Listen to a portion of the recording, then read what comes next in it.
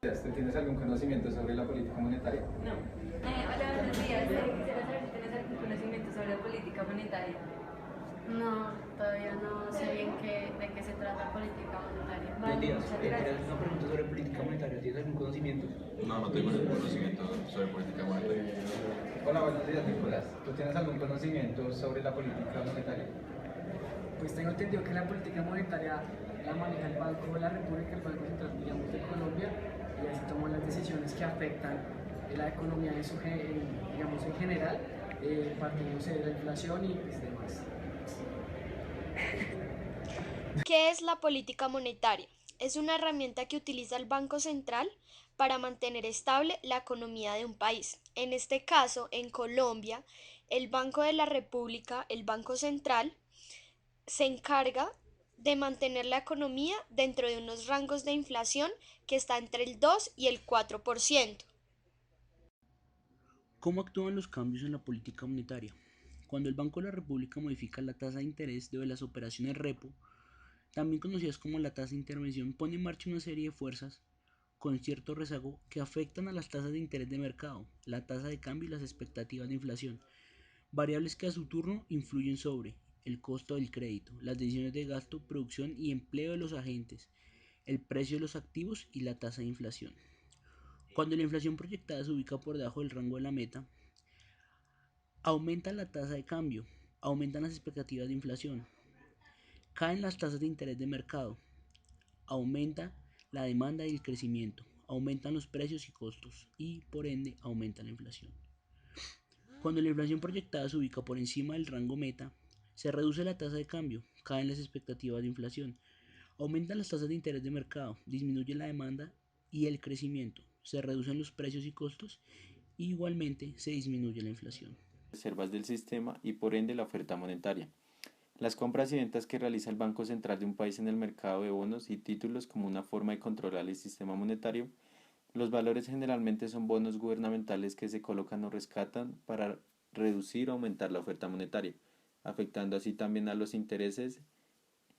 En la práctica de operaciones de mercado abierto poseen una gran complejidad y resultan un instrumento importante de política monetaria. ¿Qué es el encaje bancario? La función principal de los intermediarios financieros, bancos, corporaciones de ahorro y vivienda, corporaciones financieras, etc., es captar recursos del público y con ellos otorgar préstamos. Dada la naturaleza de su negocio, las entidades financieras deben mantener parte de sus fondos en activos líquidos, activos de reserva para cubrir retiros de fondos por parte de sus clientes, con el fin de disminuir el riesgo de los depósitos del público en el sistema financiero.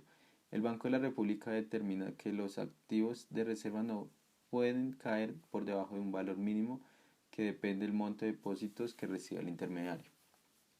El encaje bancario es ese porcentaje de recursos que deben mantener congelados los intermediarios financieros que reciben captaciones del público. Ellos pueden mantener esta reserva ya sea en efectivo, en sus cajas o en sus cuentas en el Banco de la República.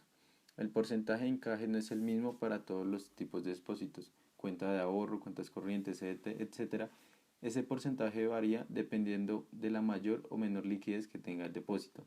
Por ejemplo, las cuentas corrientes tienen un encaje más alto que los demás tipos de depósito, pues los usuarios de estas cuentas pueden retirar su dinero en cualquier momento y sin restricciones, lo que no ocurre con el dinero que se encuentra invertido en CDT o en las cuentas de ahorros.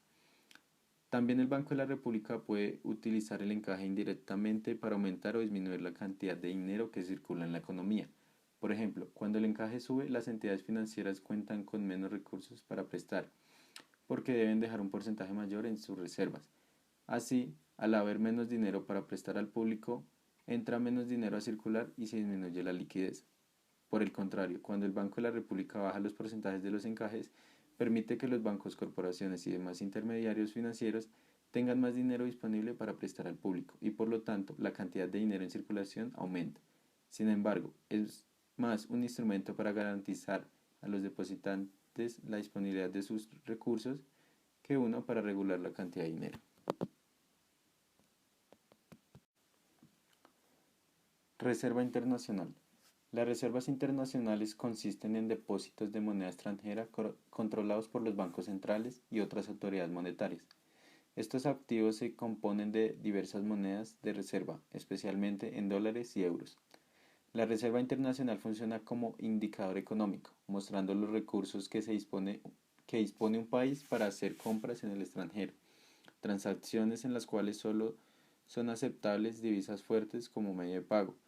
Estos activos son usados por los bancos centrales para dar apoyo a los pasivos.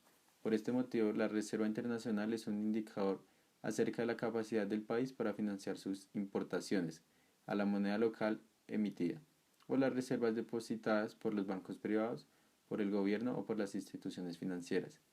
Adicionalmente, existen otros tipos de activos, especialmente los formados por las reservas de oro y los derechos especiales de giro.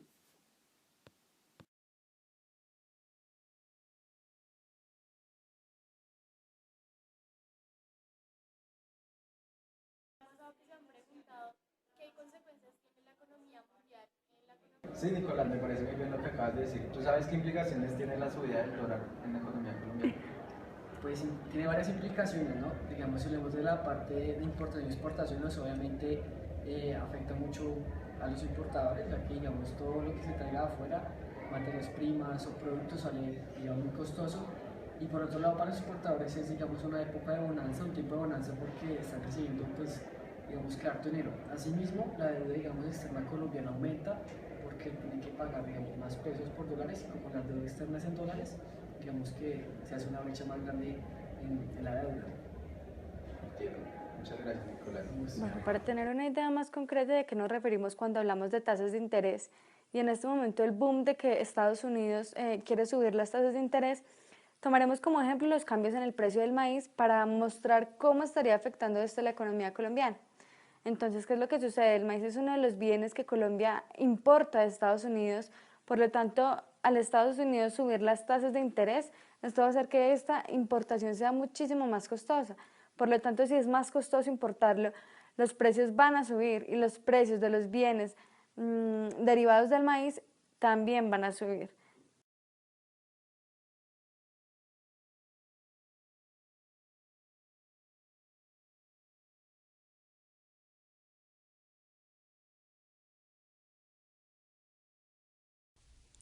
Para tener una idea más clara de que la oferta es igual a la demanda monetaria, vamos a partir de este ejemplo que nos proponen que dice, Pepe tiene un ingreso de $100 y la oferta de dinero es de $20.